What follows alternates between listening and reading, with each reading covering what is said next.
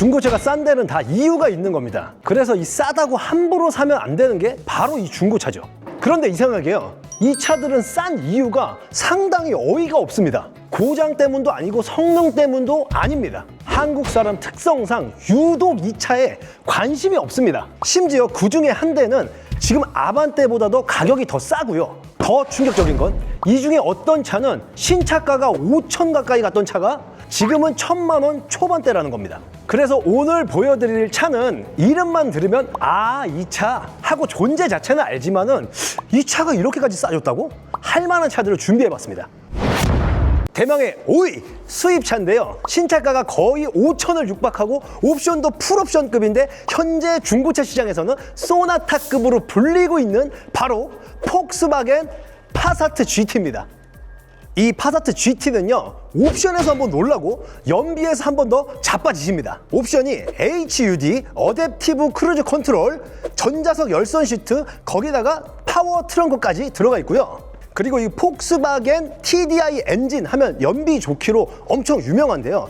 이 파사트 GT를 타시는 분들 사이에서는 연비 20km는 그냥 눈 감고도 찍어버린다, 주유소가 어딘지 몰라서 내비를 찍고 갔다 왔다 하는 얘기가 돌 정도로 연비가 상당히 좋은 차입니다. 그런데 현재 중고 시세로는 18년식에서 21년, 키로수는 10만 미만으로 봤을 때 1000 후반에서 2000 초중반대로 소나타 DM8하고 비슷한 금액대로 형성이 돼 있습니다. 신차가 대비 감가율로 따지면 마이너스 60%까지 떨어진 거죠. 소나타보다 연비도 좋고 옵션도 좋은데 왜 소나타랑 비슷한 금액까지 떨어진 걸까요? 우리나라에서는 수입차 하면은 더더군다나 교복 맞추듯이 벤츠, BM만 주구장창 뽑아대니 이 폭스바겐 라인 같은 경우는 구매 선상에 쉽게 떠오르는 차가 아니고요. 또 현대 기아차 대비 가격적인 가성비가 떨어지다 보니까 이 신차 시장에서는 판매율이 부진했던 거죠. 그로 인해 신차 할인을 많이 해주다 보니 그에 따른 중고차 가격은 더 큰 폭으로 감가가 돼버렸던 거죠. 쉽게 말해서 이 파사트라는 차는 차가 문제가 아니라 이 브랜드 자체의 이미지가 애매해서 선택받지 못한 케이스인 거죠. 이 지금 실내를 보면은 이 전기형 모델인 더 뉴 파사트는 진짜 NF 소나타나 다름이 없었는데 지금 이 파사트 GT 같은 경우는 보이시는 대로 이 가격 대비 상당히 고급스럽습니다. 똥값된 중고차 4위 기아의 플래그십 세단으로 디자인도 젊어졌고 특히 이 실내를 보면은 방금 말씀드린 그 파사트보다 오히려 더 수입차 느낌이 나죠. 바로 K8입니다. 출시 당시 진짜 대기까지 걸렸던 인기가 상당히 많았던 차량이고요. 현재는 중고 시세가 많이 내려가면서 오히려 딜러들이 가장 많이 타는 차가 돼버렸습니다. 딜러들이 타는 차 똑같이만 사도 손해 안 보는 거 아시죠? 동급으로는 그랜저 GN7이나 제네시스 G80이 있는데요. 중고 시세로 차이가 많이 나면 가격이 1,000만 원 이상까지도 차이가 납니다. 그래서 딜러들이 많이 타는 거예요. 딜러들이 야갔잖아요. 뭐 어쨌든 간에 이게 이렇게까지 된 이유가 상당히 좀 의아합니다.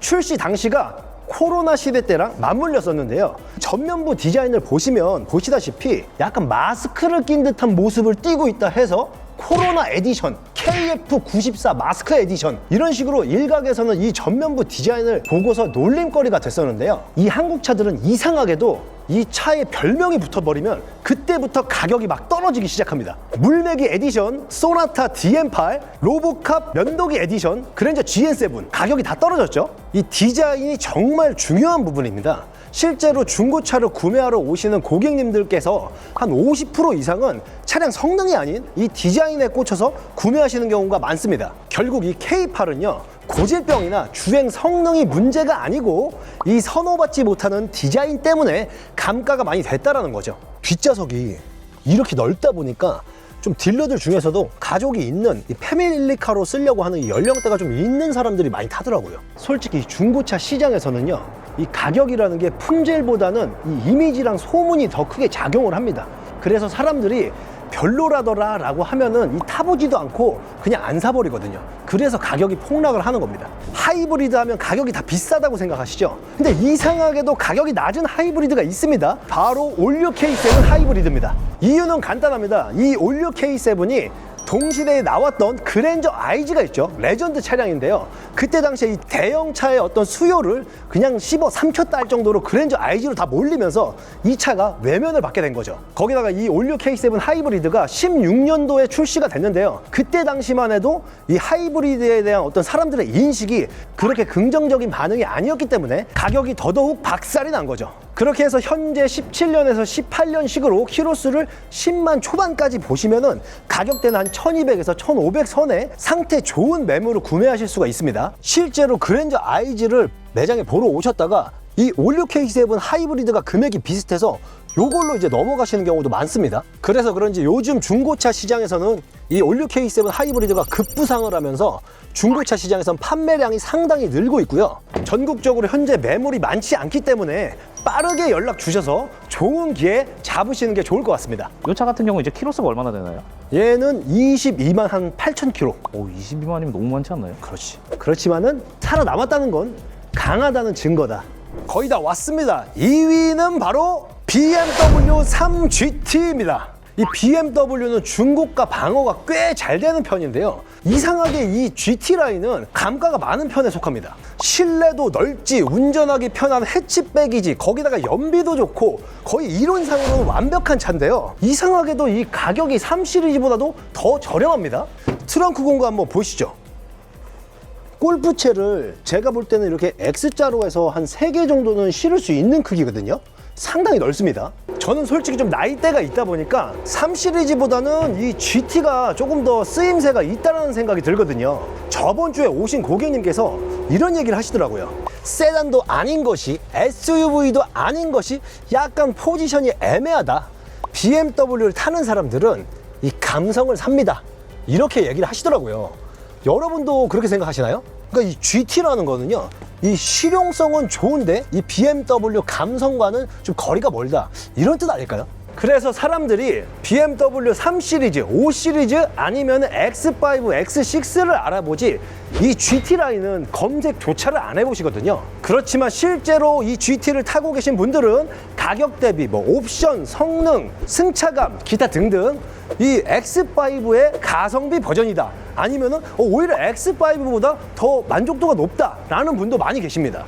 그렇게 해서 현재 중고 시세는 18년에서 20년식으로 키로수는 한 10만 초반대 정도로 금액대는 1000만 원 후반에서 2000만 원 중반까지로 좀 보셨을 때 괜찮은 매물을 구매 가능하시거든요. 이 차는 정말 타본 사람만 아는 영역이기 때문에 부담 갖지 마시고 오셔가지고 시운전을 꼭 한번 해보십시오. 그 대망의 1위! 한때 대한민국 성공의 상징 시절에는 이 차를 타면은 야, 너 벤츠 타! 했더라면 지금은 야, 너 벤츠 타냐? 라고 바뀌어버린 바로 이 벤츠 E클래스 213 모델입니다.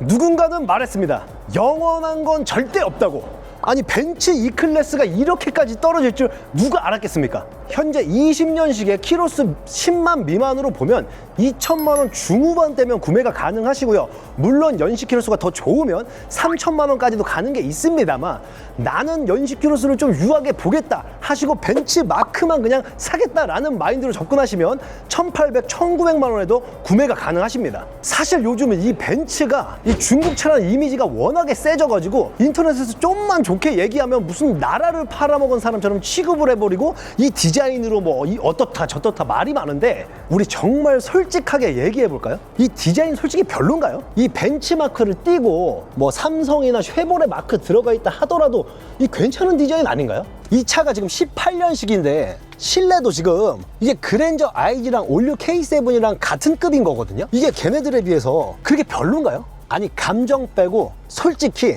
보여지는 대로만 보자고요. 그러면 K7이랑 그랜저 IG랑 같은 금액이라면 얘가 좀 더 고급스럽고 이쁘지 않나요? 뭐 각자만의 생각이 다르시겠지만은 정말 소신 있게 욕먹을 각오하고 말씀을 한번 드려본 겁니다. 그리고 또 한 가지, 이 너무 많이 팔리다 보니까 그냥 공급이 폭발을 해버린 거죠. 너무 많이 팔리면은 이 명품도 그냥 상품이 되더라고요. 중국 차건 뭐건 간에 이 차라는 건요, 이 감정보다는 이성적으로 판단을 해야 되고 계산적으로 결정을 해야 된다고 생각을 합니다. 그래도 아직까지 이 벤츠 E클래스는요, 중고차 시장에서 인기도 많고 판매량도 많고요, 특별히 고질병이나 하자율이 높은 차도 아닙니다. 중고차는 비싼 게 항상 좋은 것도 아니고 싼 게 항상 나쁜 것도 아닙니다. 중요한 건 왜 싼지를 정확하게 아는 게 중요하고요. 남들이 안 사는 차를 내가 정확히 이해하고 산다면 그게 바로 가성비 차 아닐까요?